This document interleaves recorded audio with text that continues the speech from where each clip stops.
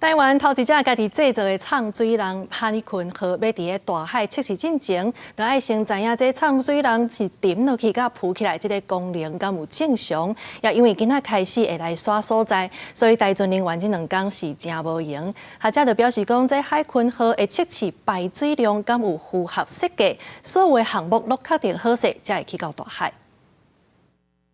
台湾头一只国造舰舰海鲲号。伫拉尾仔刷出海冲厂，画面激光，先刷至黄色顺心的中信8号铺恶过暝，而且展开刷伫作业，刷到干哦，会实施有备轻测测验等项目，验证浮力敢是正常，也毋过考虑到社区机密，市科会港口严加管制，现场已经准备会当救生的乌布，保庇作业做到无空旁。这个俯仰的平衡跟这个左右的这样子的平衡，看它是不是确定它原来的这些系统的设计，因为它前面的系统跟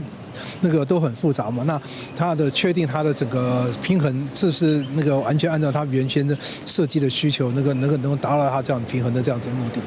海鲲号的装备有不少美术国外也有伫国内生产，搁进行组装。学者分析，海鲲号刷落来会测试排水量敢是符合设计，家己水面到这边摇动的轻测浮力测验，所有测验项目完成才会当进入海上测试。敢是赶伫5日后，海鲲号落水，海军无时间表。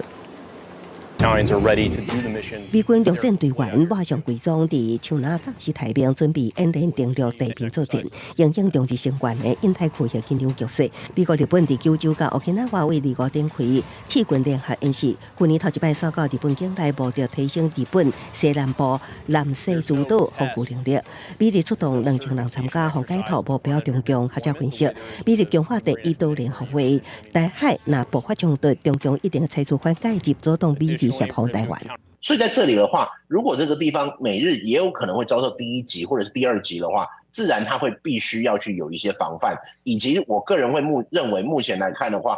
美日在这一边都有很多的一些兵力重新的一个调整跟部署，会希望的就是能够在这个地方去稳固它的后勤补给。另外，美国联邦众议院中国问题特别委员会主席格拉格访台，展现挺台力度。外国媒体也做格拉格写配合太空探索科技公司头家马斯克，公告中共侵台可能性，要求提供专用伫政府军事的相对卫星网络，和派驻台湾的美国国防人员。记者综合报道。